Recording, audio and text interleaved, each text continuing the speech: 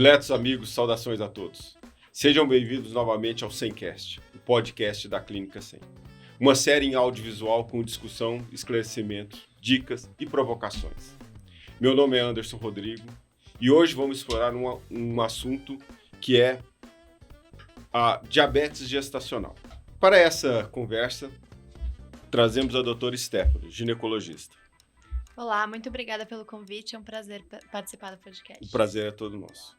Também trazemos a doutora Luísa. Obrigada mais uma vez pela oportunidade. E a doutora Bruna. Obrigada mais uma vez.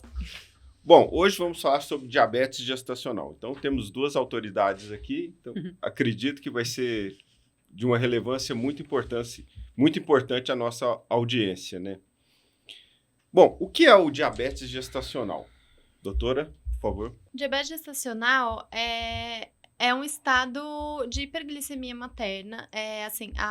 A placenta produz hormônios contra-insulínicos e a paciente com predisposição a diabetes acaba tendo aumento da glicemia. E aí a gente diagnostica já no primeiro trimestre da gestação. E a diabetes gestacional envolve vários riscos, tanto para a mãe quanto para o feto. Mas o paciente, a gestante, não é paciente, ela tem que ter já essa predisposição ou não ao diabetes? Por exemplo, quem nunca teve diabetes, mulher nova que não tem diabetes. Ela tem uma predisposição. A gente fala que a gestação é um teste para o pâncreas. Então, ela tem uma predisposição. Se ela não engravidasse, por exemplo, ela poderia desenvolver diabetes mais velha, com 50, 60 anos. E a gestação, por ter a liberação de hormônios contra-insulínicos pela placenta, ela acaba testando esse pâncreas e causando um diabetes na gestação. E esse diabetes pode sumir e reaparecer mais tarde ou pode permanecer depois da gestação. De uma forma subclínica. Sim. E como que é feito o diagnóstico? O diagnóstico é feito pela glicemia de jejum, que é preconizado fazer em todas as gestantes no primeiro trimestre. 8 horas de jejum, média glicemia, acima de 92 é diagnosticado diabetes. E aí não tem meio termo, não existe pré-diabetes para gestante. Para não gestante existe o termo de pré-diabetes, para gestante não. A gente tem uma tolerância mais baixa, justamente porque o diabetes é muito grave, potencialmente grave para a gestação, para o feto, a gente tem uma tolerância bem baixa, a gente tem valores abaixo do que a população geral para fazer o diagnóstico, justamente porque o tratamento inicial é dieta e atividade física. Então, a gente diagnostica mais gente para não perder os casos. Então, a glicemia de jejum acima de 92 para cima, já faz o diagnóstico, até 125. Acima de 126, a gente diagnostica o overdiabetes, que a gente chama no Brasil de diabetes mellitus diagnosticado na gestação. Então, a pessoa que era diabética e não sabia, e ela só descobriu isso na gestação. Para quem tem uma glicemia de jejum normal, no primeiro trimestre, a gente faz o teste oral de tolerância à glicose entre 24 e 28 semanas, que é aquela curva glicêmica. Ela mede a glicemia em jejum, toma um estímulo de glicose e reafere a glicemia depois de 1 hora e 2 horas. E a gente faz justamente a partir das 24 semanas esse segundo passo do rastreamento, porque é com 24 semanas que a placenta começa a produzir mais hormônios contra-insulínicos. Então, tem muita gente que não tem diabetes no primeiro trimestre e aí lá com 24 semanas vai desenvolver a diabetes no teste oral, porque é quando a tendência começa a piorar. E a mulher que já é diabética? Esses valores eu acho que é o mesmo também para o diagnóstico? A mulher que já tem diabetes. Quando ela já tem diagnosticado, a gente não precisa diagnosticar na gestação. Não. Na verdade, ela já engravida com diabetes. Certo? Ela já sabia que era diabética quando ela engravidou. Então, a gente não precisa nem fazer glicemia de jejum. Na verdade, a gente faz só para ter uma noção de como é que ela tá quando ela engravidou. Mas ela já tem diagnóstico, ela já é diabética. O que a gente tem é esse overdiabetes, quando a glicemia de jejum vem acima de 126 ou pós-prandial acima de 200, a gente diagnostica que ela é diabética, só que ela recebeu esse diagnóstico na gestação. Eu pensava que o diabetes gestacional, ele era, digamos assim, à parte, né? Tanto é que a maioria acredito eu, né? A maioria das mulheres volta a um padrão pré-gestação. Mas é isso mesmo. É um estado na gravidez, de hiperglicemia na gravidez, que pode se resolver quando termina a gestação, quando ela tem o parto, ou pode continuar. É uma coisa à parte mesmo. A única coisa que une as três são os riscos e os alvos de tratamento, né? as metas, aí tem que ser igual para todo mundo, independente dela já ter diabetes antes ou desenvolver ela na gestação. Quais são os riscos, né, e as complicações para paciente que desenvolve a diabetes gestacional? Para paciente em E para si, criança também.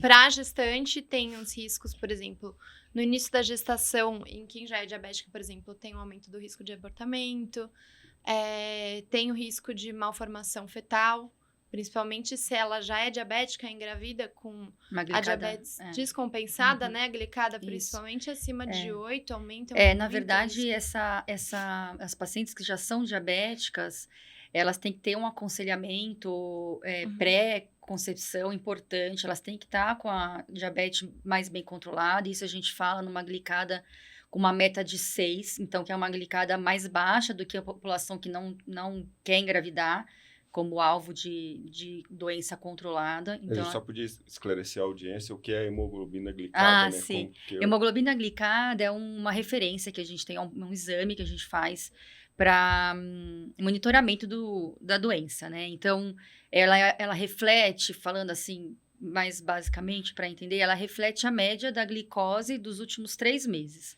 Então, na população geral, a gente considera uma diabetes controlada, essa glicada é menor do que 7.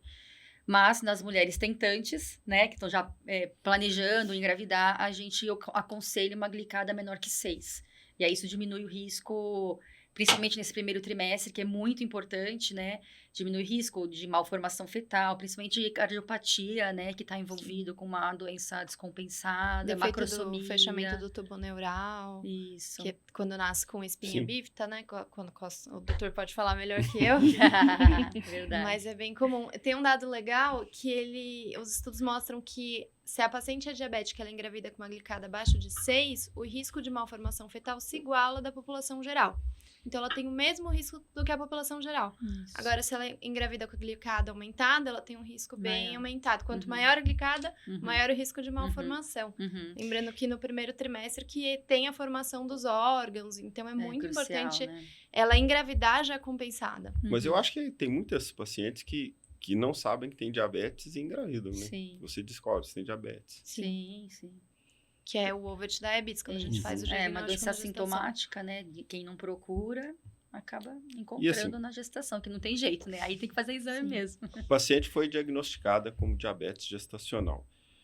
Quais são as metas para essa paciente? Para ela ter, até o final da gravidez, uma gravidez sossegada, né? Desculpa, posso completar claro, a pergunta favor. anterior dos Por riscos? favor, claro. Tem umas coisas que são mais importantes. Então vamos falar sobre ela, por favor. Então, de começo da gestação, a gente tem mais riscos associados ao diabetes prévio, que é abortamento e malformação. Mas ao longo da gestação, tanto o diabetes prévio quanto o diabetes gestacional, se mal compensado, mal controlado, tem riscos bem importantes de crescimento exagerado do feto. Então, eu falo assim, eu falo para as pacientes que o açúcar no sangue dela passa direto para o bebê. Direto, a placenta não barra o açúcar no sangue. Então, o bebê recebe toda essa hiperglicemia e vive num ambiente hiperglicêmico. A gente, adulto, consegue produzir insulina e compensar. Quando a glicemia está alta, a gente não sente nada, produz insulina e baixa. O bebê não recebe a nossa insulina. Então, passa só açúcar, não passa insulina. E aí, o bebê começa a crescer demais. Ele começa a produzir insulina demais, ele começa a crescer demais. Então, são aqueles bebês que ficam muito grandes, que produzem que produzem muito líquido. Então, são bebês que nascem maiores, que é a macrosomia fetal. Aumenta o risco de distócia de parto. Então, na hora de nascer, tem maior risco de ficar preso o bebê, maior risco de parto fórceps, maior risco de cesárea, maior risco de infecção pós-parto, maior risco de trombose. E hipoglicemia, porque quando esse bebê nasce, ele está acostumado a viver num ambiente que tem muita glicose e aí ele está com muita insulina no corpo. Quando ele nasce, ele para de receber a glicose da mãe e faz hipoglicemia. Síndrome da membranialina, que é um problema respiratório dos bebês. Então, é muito comum um bebê de mãe diabética ir para UTI, ter várias complicações futuras também. Ele é um futuro candidato a ter diabetes, a ser obeso, ter resistência insulínica, hipertensão, síndrome metabólica. Então, as complicações não param ali no parto ou no periparto, né? Pós-parto imediato. Essas complicações, elas se estendem para o resto da vida inteira do bebê e da mãe. A mãe também é uma mãe que tem mais chance de, se realmente essa hiperglicemia se resolver no parto, ela é uma candidata também a desenvolver diabetes mellitus ao longo da vida. E só de curiosidade, qual o maior peso que você já fez um parturiente? Engraçado você Da fazer essa parturiente. pergunta hoje, doutor, que foi essa semana. O maior Essa bebê foi que o eu recorde. peguei foi uma... E é muito comum isso acontecer, porque era uma paciente que teve um diabetes não diagnosticado na gestação, fez uma glicemia de jejum de 97, que nem parece tanta, né? Não foi diagnosticado, chegou pra mim no plantão, fez um ultrassom, o peso estimado era 6.500. Ai, meu Eu já Deus. tinha uma idade Pesou- de 6 É. meses, criança. Pesou Meu 5.400, mas assim, foi muito É grande. muito, 5.400 É que é muita muito difícil coisa. fazer ultrassom também com um Sim. bebezão tão grande, mas Imagino 5.400. que foi cesárea. É, Foi cesárea. Uhum. É, com Teve peso que estimado ser. de 6.500. Já era E de assim, se esperar. É. E fora, é importante falar também que o diabetes aumenta bastante o risco de hipertensão gestacional, de pré-eclâmpsia. Todos os trabalhos estão relacionados de aumento de diabetes levar ao risco de pré-eclâmpsia, né? Do ponto de vista nutricional, o que pode ser feito para essas gestantes, né? Chamaremos de gestantes doravante. Sim. Uhum. Quando chegam essas gestantes, né, em consulta, ou elas já chegam já com o diagnóstico, fui diagnosticada com diabetes gestacional. Aí eu falo exatamente todos esses perigos, né, que acabam tendo, e eu falo que tudo que ela come durante a gestação, o ideal é o quê? Se alimentar melhor antes da gestação, né, e durante a gestação pode influenciar e muito no pós, eu sempre falo. Então, eu sempre oriento, primeira coisa, faço isso, pergunto, né, como que é a alimentação daquela gestante, né, se consome muito alimentos, né, de farinhas brancas, né, que aumenta a insulina, né, o índice glicêmico no corpo. Verifico se ela gosta muito de doces, porque o que acontece na gestação? Muitas mães, né, na gestação já começam aquelas coisas de desejo, né? Uhum. E aí, normalmente, a grande maioria, não vou falar de todo, mas a grande maioria é mais voltada para o doce, né? Aquele chocolatinho, aquele bolo, alguma coisa que dá aquele conforto. Então, quando elas vêm com essa questão desse diagnóstico, a primeira coisa que eu falo é parar de comer, né? E tentar fazer substituições de alimentos mais integrais, frutas de baixo índice glicêmicos, porque elas acham também que frutas... amo fruta. Aí vai lá, come 2 bananas, aí come manga, aí come todas essas frutas que têm alto índice Uma glicêmico. frutose muito Ou alta. seja, uma frutose muito maior. Aí, a orientação gosta dessas frutas? Então, sempre coloca uma aveia, uma chia, uma linhaça para tentar diminuir aquela carga, né, do açúcar no sangue. Tentar dar prioridades para as frutas que têm baixo índice glicêmico, que eu falo maçã, pera, pêssego, né? Mamão, ele é intermediário, ele não é tão alto, mas também não é tão baixo. Comer de uma forma moderada. E também, eu sempre falo, fazer substituições, arroz branco, arroz integral, macarrão integral também, colocar bastante proteínas também em todas as refeições. Então, ao invés de comer logo em jejum, né? Tipo, quebrar o jejum com pão com manteiga, né? Pão branco com manteiga vai aumentar a glicemia e depois cai muito rápido, né? Então, tem aquele aumento muito brusco, mas também tem a queda muito brusca. Então, tentar colocar mais fibras no café da manhã, né? Junto com alguma proteína boa. Então, ovos, queijos, no caso, né? Que acaba ajudando. E isso ao longo do dia também. E para aquelas mães, né, daquelas gestantes que gostam muito de açúcar, aí não tem muito o que fazer, aí realmente tem que trocar pelos adoçantes. Mas hoje tem adoçantes que são mais indicados para gestantes, né, que hoje temos o xilitol e o eritritol, que são mais naturaizinhos, mas pelo fato do custo ser um pouco maior, eu falo que dentre os adoçantes, o menos agravante é o sucralose ainda na gestação, né? Então, eu acabo sempre orientando também na hora de adoçar alguma coisa, usar esse Eu tipo acho que de também, às vezes, é adoçantes. importante falar para a gestante que agora não é o momento exatamente de uma dieta, né? Sim. Porque também eles acabam confundindo, eu acho. E E às vezes faz muita restrição, e aí o bebê não cresce também, E aí né? elas falam, Então, né, acho que é mais isso.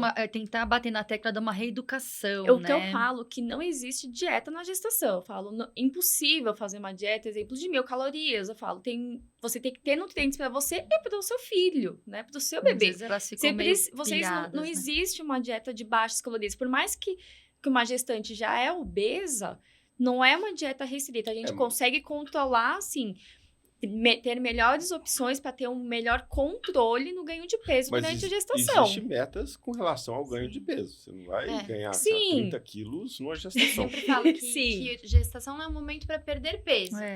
Você vai ganhar peso, mas a diferença é quanto você vai ganhar, né? Se você já é engravida acima do peso, se você tem diabetes, você tem uma meta de ganhar menos peso do que uma gestante de baixo risco. Então, exemplo, obesidade, né? Uma gestante obesa, eu falo que o ganho é 6 quilos no total da gestação. Mas é difícil para elas colocarem isso na cabeça de que elas só precisam ganhar 6 quilos. Porque na cabeça delas, que é 9, isso 9, até 15 quilos para uma gestante saudável, né? Sadia, que a gente fala, é considerado ok. Mas para uma obesa, 15 quilos já é um absurdo, né, ganhar, né? Sendo que para outras já é ok. Então, a gente coloca esse limite. Né? Olha, você tem que ganhar no máximo 6 quilos, mas também não pode fazer uma dieta restrita, porque você precisa de nutrientes para o seu Aí filho você também. Mas Você começa a avaliar em outras questões, né? Melhorar na questão da qualidade do alimento durante o dia. Então, por mais que não é uma dieta restrita, mas tem melhores alimentos que ela pode estar comendo. Então, exemplo, vai numa festa, normalmente ela não... se ela já tem esse risco, eu sempre falo, o que é o mais importante? O seu bebê ou a sua vontade naquele momento? Porque senão, elas vão muito pelas vontades dela. Fala, você tem que estar gerando um filho, então você tem que pensar. Mas a gente vê que elas se empenham, sim. Quando a gente pega paciente que já é diabética... Normalmente elas conseguem controlar maravilhosamente bem, né, na gestação, mas depois... Mas o diabético, assim, acredito eu, ele é condicionado a isso. De furar o dedinho. Tem gente que fura o dedo. Sim. Eu acho que quando engravida ele já vai preparado para isso. Não? Acaba monitorando muito mais, sim. Com certeza, né, porque realmente é o melhor parâmetro que a gente tem, é o automonitoramento glicêmico. Se a gente for ficar esperando hemoglobina glicada, primeiro que na gestante é ruim, porque ela tem toda a questão de hemodiluição, então aquele valor já não é muito um valor que a gente pode acreditar naquilo, né? Tem uma sensibilidade ruim na gestante. E segundo, porque demora 3 meses, né? Em 3 meses... para mudar, né? A glicada é a média dos últimos 3 meses. Não adianta ficar fazendo glicada semanal, mensal. Então, 3 meses numa gestação, vixe, aconteceu muita coisa ali, né? Então, é o automonitoramento glicêmico. Então, elas têm que fazer pelo menos 4 vezes por dia, de 4 a 6 vezes por dia. Então, elas acabam enxergando muito mais aquilo e fazendo mudanças muito mais rápidas e melhores para ver aquele resultado da pontinha de dedo mudar, né? Bom, mas uma pergunta aqui. Quando o paciente foi diagnosticada, né? Mas está aquele limite lá, 97. Quando ela deve começar o tratamento, às vezes medicamentoso? A gente espera umas 2 semanas. Fez dieta, não melhorou? Na verdade, a gente orienta que o tratamento inicial para diabetes, para todas as diabetes, até diabética tipo 1, diabética tipo 2, diabetes gestacional, dieta, atividade física, o tratamento inicial, então precisa de uma abordagem multidisciplinar, mandar para nutricionista, mandar para o educador físico, fazer atividade física, e controle de destro. Porque para eu saber se está controlado ou não, ela precisa controlar o destro. Eu não vou saber se ela não controlar. Então, primeiro, para diabetes gestacional, a gente indica o automonitoramento glicêmico 4 vezes por dia, que é a medida do destro em jejum, pós-café, pós-almoço, pós-jantar. E a gente vai acompanhando sempre nas consultas. Geralmente, a gente acompanha a diabética a cada 2 semanas e vai acompanhando. Sempre que ela traz o controle glicêmico, a gente faz uma conta de quanto que está alterado da porcentagem de alteração do automonitoramento. Dificilmente vai estar 100% normal, mas a gente tolera até 30% em geral. Então, passou de 30% de alteração nos controles de destro, a gente costuma indicar a medicação, que a primeira escolha é sempre insulina, ou se a gente tem uma fetopatia. Então, às vezes, tem um controle de destro com 20% de alteração, por exemplo, mas o ultrassom já tem um feto grande, com sinais de que o Tem diabetes sofrimento. está Influenciando, causando né? alterações no feto. Então, um feto grande com polidrânio também indicam o início de insulina. E se a gestante ficar com o controle de destro bom até o final da gestação, a gente vai até o final da gestação sem medicação. E, na verdade, 70% das gestantes com diabetes gestacional controlam com dieta e atividade física sem necessidade de insulina. 70%. É um número É bastante. Expressivo, alto, né? Porque faz muita diferença. E eu gosto de falar que pequenas alterações fazem diferença. Então, isso da alimentação, às vezes elas acham que estão comendo certo e não sabem, por exemplo, que a fruta aumenta. Elas acham muito que fruta é saudável. Isso Só é que muito comum. Tem que lembrar que fruta Uma vira fruta, açúcar no cana. sangue. Exatamente. Então, uma garapa. esses dias eu tava com uma gestante super regradinha, ela fazia dieta bonitinha, só que tava com os controles. Ela chegou com 29% de alteração nos No controles. limite ali. E um ultrassom com feto no percentil 90, que já é o limite. Já teria indicação até de entrar com insulina. Ela tava com 30 semanas. E aí eu, não, mas o que você tá comendo? Ah, não sei o que. Você come fruta depois do almoço, coma uma laranja depois do almoço e uma manga depois da janta, achando que isso era uma Tava sobremesa arrasando. saudável. Sim. Eu falei, tira essa fruta depois da refeição. Deixa a fruta pros lanches. Eu gosto E de falar muito. acrescenta as fibras, as E proteínas sempre com as junto, fibras, é. independente. Ela tirou sempre. a fruta do almoço e da janta, voltou em 2 semanas com 13% de escape do controle e o feto no percentil 40%. Em 2 semanas. É. Assim, É tudo muito faz rápido muita na gestação, diferença. né? Faz muita diferença. E dá. Se ela for regrada, tiver a orientação certa, Uhum. dá pra compensar. É que eu acho que talvez, assim, quando eles falam para substituir sobremesa, é justamente por isso, né? Não coma doce, né? Então, É, tem Aí que come explicar uma muito bem laranja, explicadinho. Toma um suco de laranja, que tem Suco, O muito. suco é uma polêmica muito grande, porque... o suco de laranja, O suco de uma forma geral, né? Não só o de laranja, mas suco de uma forma geral. Porque eu falo que, por exemplo, a laranja.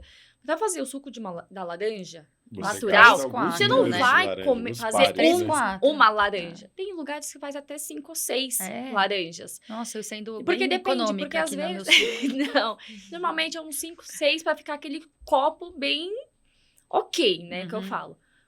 E além de tudo, você perde as fibras que tem Tem naquela... bagaço. naquela Que é o que justamente fruta. acaba diminuindo acaba um pouco diminuindo o índice um glicêmico, pouco né? do índice Um glicêmico. pouco, é melhor comer a Exato. fruta que tem índice Aí, glicêmico eu menor. não tomo refrigerante, eu não tomo É. nada, mas eu amo suco de Manga, melão, de manga. melancia. Mas assim, é um suco natural? É, só que não vai ter as fibras, vai ser o açúcar puro que vai entrar no organismo, Uma quantidade uma grande, quantidade né? muito maior. E eu falo, vamos comer a fruta ao invés de tomar o suco de frutas? Uhum. Né? Isso é importante Uma vez mesmo. ou outra, eu falo, não tem problema. Não é que tá proibido o suco na gestação, né? Não é isso. Mas também tem Mas- algumas possibilidades melhores, tipo um suco de limão, um suco de maracujá, Sim, uma que são acerola, mais seria melhor que um o suco laranja, de uma maçã, melancia. que são sucos que têm baixo índice É. de frutose, né, Isso. no caso.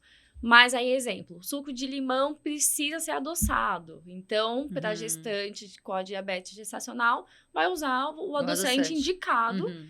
que é para ela, né? Então, ok, mas o suco, pelo fato de perder as fibras, acaba sendo um assunto muito polêmico É. ainda. Uhum. Mas é importante elas se informarem, porque muitas vezes ela toma o suco, come, achando que tá fazendo certo. Então, pequenas mudanças fazem bastante diferença mesmo. com relação a paciente que vira gestante, né? Que ela já tem um diabetes e faz uso de hipoglicemia antioral.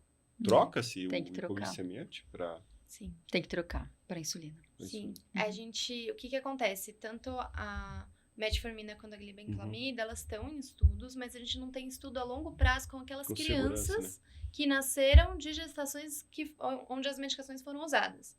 Então, não existem estudos a longo prazo, em bula não é liberado uso na gestação. Hoje em dia, a gente reserva, principalmente a metformina, para uso off-label. Em casos Em muito específicos, Casos né? Paciente que específicos, tá engordando, já tá lá no final da gestação ganhando Isso. peso, o controle tá difícil, você pode até considerar colocar uma metformina. Mas a glibenclamida, também não usa mais. nunca. E, geralmente, assim, na obstetrícia, a gente costuma indicar quando ela já tá com mais de 100 unidades de insulina e ela assina um termo de consentimento Sim. de que é off-label, que não tem estudo a longo prazo. com essa criança quando ela tiver 10 anos, a gente não sabe, não foram acompanhadas essas crianças. Uhum. A única medicação liberada e estudada com segurança para gestação é a insulina. Uhum. Eu acho que a maioria das gestantes, principalmente essas que têm diabetes, já chega com você, eu acho que em 3 meses, não sei. Demora 1 mês para ela ver que não está menstruando, até ela fazer o diagnóstico que tá gestante, não? Em geral, Nesse primeiro mês. elas chegam Mais cedo? mais no começo, assim, com 6 semanas. Se for uma gestação planejada, Não é da rápido, planejada, né? Mas acho que não mesmo. Acho que não, porque a não ser que sejam mulheres, por exemplo, que tem SOP, uma irregularidade Isso. menstrual maluca, e aí não tem esse parâmetro da menstruação, né? E aí acho que não tá menstruando por causa da SOP. Então. Mas fora isso, faltou menstruação, acho que a mulher vai correr, fica preocupada. 5, 6 né? semanas, ainda mais se ela... É importante elas terem noção, né? Acompanhar com o endócrino, porque, por ela ser diabética, e ter noção que ela vai engravidar, vai ter que trocar as medicações. E assim, você já falou que o melhor método é o controle glicêmico mesmo. Tem algum Sim. outro método? Por exemplo, aqueles implantes? Ah, sim. Vale a pena? Vale a pena, embora seja um valor aproximado, né? Porque ele não é da glicose capilar, Uhum. ele é intersticial, né? Mas eles têm ajudado, sim, bastante. Vale a pena, porque aí é meio que contínuo, né? Você Uhum. fica monitorando. E sempre que tiver uma hipoglicemia ou valores assim muito altos, a gente pede para confirmar com a pontinha de dedo. Que eu vejo muito no primeiro trimestre, elas vomitam e aí baixa bastante. Ele perde bastante parâmetro, né? Perde. Então, lembrar que se ela vomitar por causa da gestação, Uhum. tudo, ele já perde. Mas é um aliado, sim. Ajuda. Diabética tipo 1, né? Ajuda bastante. Sim. E Bom, aí, assim, quem usa insulina tem que fazer mais monitoramento. mais Então, vezes. Né? em gestantes que usam insulina precisam monitorar pelo menos 7 vezes. A gente pede para fazer o pré e o pós-prandial, né? Porque as que estão indo bem com dieta, fica no jejum, 1 hora após café, almoço e janta. Aí, no caso de introdução de insulina, a gente precisa ter, porque muitas vezes a gente usa mais de um tipo de insulina, né? As insulinas longas, as insulinas curtas, e aí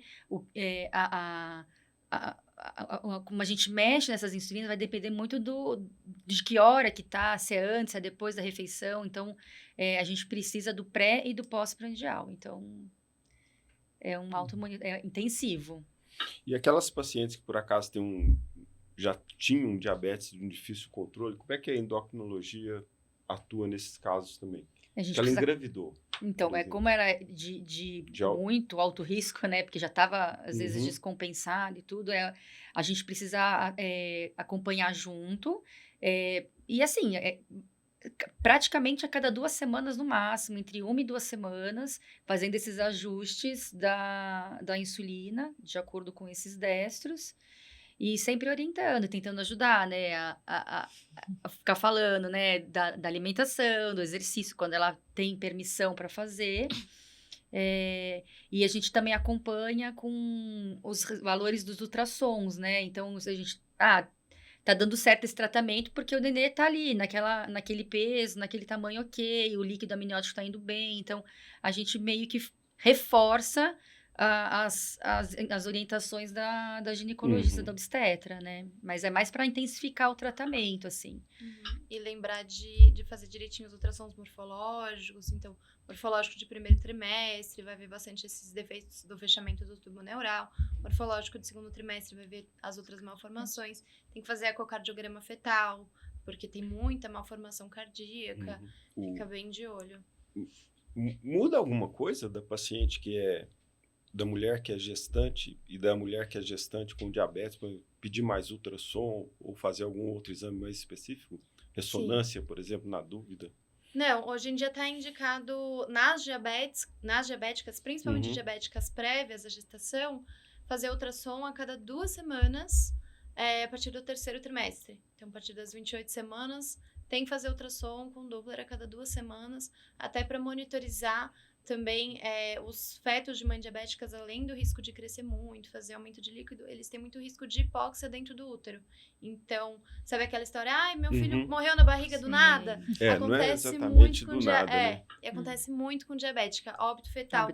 Tava tudo bem, às vezes o controle tava até bom, o ultrassom anterior tava bom, do nada o bebê pode fazer um óbito fetal intraútero, então a gente está aumentando, saiu um protocolo novo ano passado que instituiu isso, ultrassom a cada 2 semanas, e a gente orienta muito para as gestantes fazerem um mobilograma, porque elas ficam nervosas, a cada 2 semanas ultrassom, e nessas 2 semanas se acontecer alguma coisa. Fazer o quê? Mobilograma, que é o controle da movimentação fetal. Então, em diabéticas, a gente sempre orienta, principalmente depois das refeições, a gente pede para ela deitar meia hora, ficar com a mão na barriga e contar quantas vezes o bebê vai mexer. Então, se ele mexeu 3 vezes em meia hora, tá tudo bem. Se ele tá mexendo menos aquele dia, não mexeu bem, vai no pronto-socorro ver se tá tudo bem, fazer um ultrassom. É um parâmetro E bom esses pra gente... ultrassons no final da gestação também aumentam, porque na gestante não diabética, no finalzinho a gente faz ultrassom a cada, sei lá, 3 dias, nem sei. Na diabética, não. Não tem essa indicação de fazer tanto ultrassom se não for uma gestação de risco. Tá. Aí a gente vai aumentando... Continua a mesma, né? Aí fica como se fosse a gestante. Na verdade, se ela não tiver risco gestacional, ela pode fazer um ultrassom no 3º trimestre, 2 ultrassom, só para acompanhar lá o peso.